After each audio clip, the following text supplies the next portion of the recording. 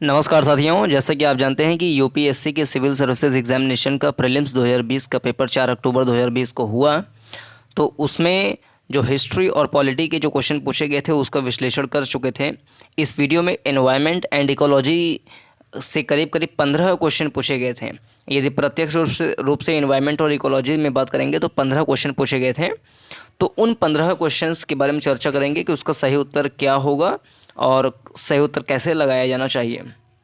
तो उनमें से पहला प्रश्न है, ऊपर देख सकते हैं सेट का नाम भी लिखा हुआ है। सेट सी में 58वां क्वेश्चन है, सेट डी में 28वां क्वेश्चन है। तो दो ही सेट के बारे में इसमें दिख पा रहा है, तो जिसका सेट सी या सेट डी हो वो देख सकते हैं, अन्यथा क्वेश्चन पर दृष्टिपात करने की कृपा करें। पहला प्रश्न है, निम्नलिखित में से कौन से कारण या कारक बेंजीन प्रदूषण उत्पन्न करते हैं। तो बेंजीन के बारे में पहले थोड़ा जान लें। बेंजीन को धूपेन्य भी कहा जाता है। ये एक प्रकार का हाइड्रोकार्बन है। इसका अणुसूत्र C6H6 होता है।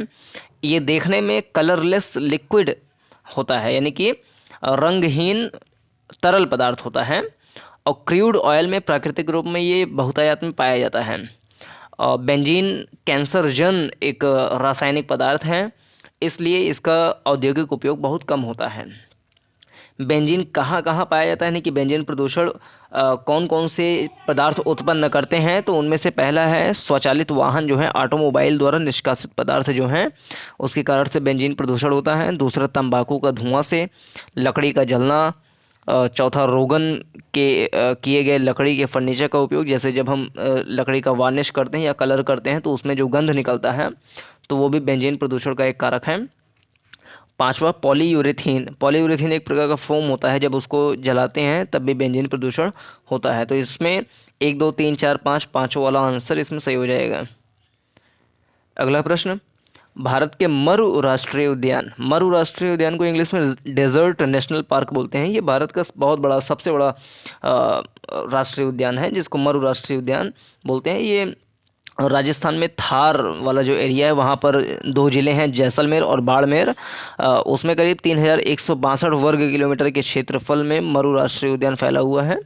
यहाँ पर मानव आवास बहुत कम है, मतलब 1-2 मानव प्रति वर्ग किलोमीटर के हिसाब से रहते होंगे, यानी कि बहुत कम है। लेकिन है, जैसा कि इसमें लिखा हुआ है कि उद्यान के अंदर कोई मानववास स्थल नहीं है, तो ऐसा नहीं है। वहाँ पर मानववास स्थल भी है लेकिन बहुत कम है, मतलब कि 2-4 लोग प्रति वर्ग किलोमीटर में रहते होंगे, तो इतना ही है। और ये दो जिलों में फैला हुआ है, जैसलमेर बाड़मेर। और तीसरा इसमें है, यह ग्रेट इंडियन बस्टर्ड के प्राकृतिक आवासों में से एक है, तो यह बात सही है। इसके अलावा और भी अनेक पक्षी, सांप, जानवर वहाँ पर पाए जाते हैं। तो इस प्रकार से इसका 1 2 3 वाला जो डी ऑप्शन सही है, ये सही हो जाएगा इसमें। अगला प्रश्न, निम्नलिखित कथनों पर विचार कीजिए। केंद्रीय भूमि जल प्राधिकरण ने भारत के 36% जिलों को अतिशोधित, यानी कि ओवर एक्सप्लॉइटेड अथवा संकटपूर्ण क्रिटिकल वर्गीकृत किया है। तो इसमें 36% जिलों के बारे में स्पष्ट रूप से कहा नहीं जा सकता है कि क्या ये सही है कि गलत है, लेकिन ये बात तो सही है कि केंद्रीय भूमि जल प्राधिकरण ने बहुत सारे क्षेत्र को ओवर एक्सप्लॉइटेड क्षेत्र में कैटेगराइज किया था। इसके अलावा अगर हम CGWA का निर्माण की बात करें तो पर्यावरण संरक्षण अधिनियम 1986 की धारा 3 की उपधारा 3 के अंतर्गत इसका निर्माण किया गया था। और ये विश्व में भूजल सिंचाई के अंतर्गत सबसे अधिक क्षेत्र भारत में है। ये भी बात सही है, सबसे ज़्यादा जो हम ज़मीन से पानी निकालते हैं वो भारत में ही है। दूसरे स्थान पर चाइना आता है और तीसरे स्थान पर US से आता है। अगर हम बात करें भारत में कितना पानी हम निकालते हैं, तो 253 बिलियन क्यूबिक मीटर पानी हम भूजल से निकाल लेते हैं, जो कि पूरे विश्व में जितना भूजल निकाला जाता है उसका 25% है। यानी कि बहुत बड़ी मात्रा हम भारत में भूजल के दोहन से भूजल का दोहन कर लेते हैं। तो इस प्रकार से इसमें दूसरा तीसरा ऑप्शन सही हो जाएगा, केवल 2 और 3 बी वाला।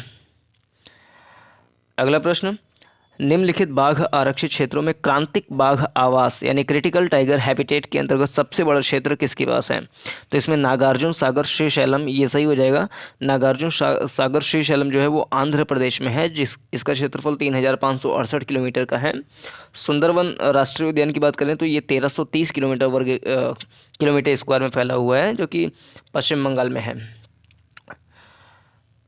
अगले प्रश्न में, यदि किसी पौधे की विशिष्ट जाति को वन्यजीव सुरक्षा अधिनियम 1972 की अनुसूची 6 में रखा गया है, तो इसका क्या तात्पर्य है।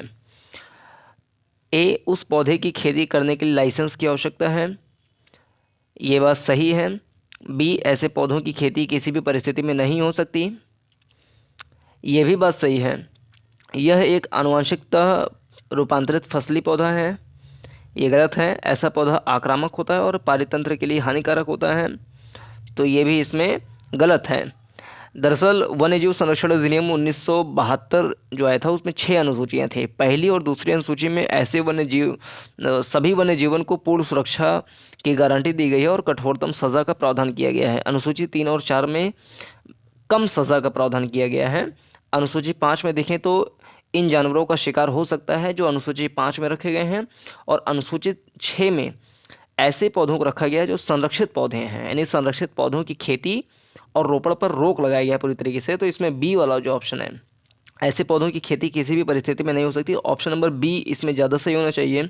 दृष्टि आईएएस के एक अध्यापक ने उस पौधे की खेती करने के लिए लाइसेंस की आवश्यकता है इस पर टिक लगाया है, लेकिन इसका ज़्यादा सही आंसर बी वाला मुझे लगता है कि ऐसे पौधों की खेती किसी भी परिस्थिति में नहीं हो सकती है।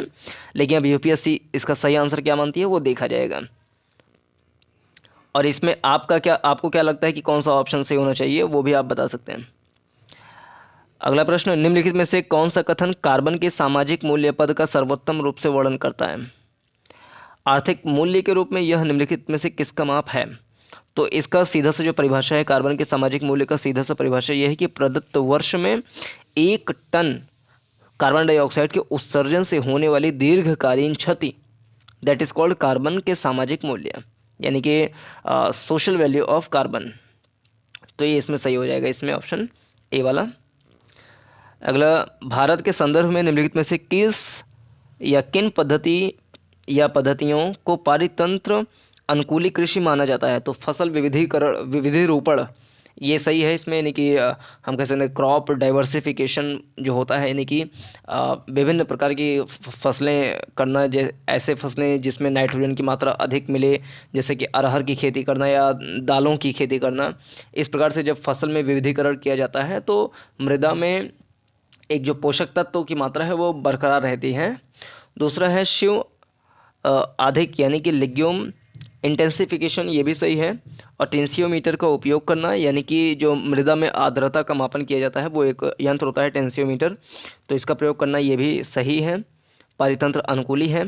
और चौथा, ऊर्ध्वाधर कृषि करना, यानी कि वर्टिकल फार्मिंग करना।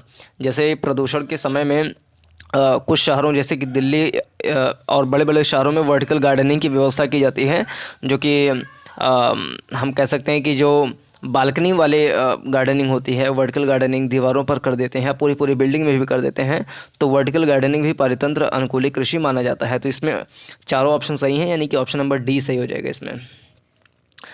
अगला, भारतीय हाथियों के संदर्भ में निम्नलिखित कथनों पर विचार कीजिए। नंबर 1, हाथियों के समूह का नेतृत्व तो मादा करती है, ये बात सही है।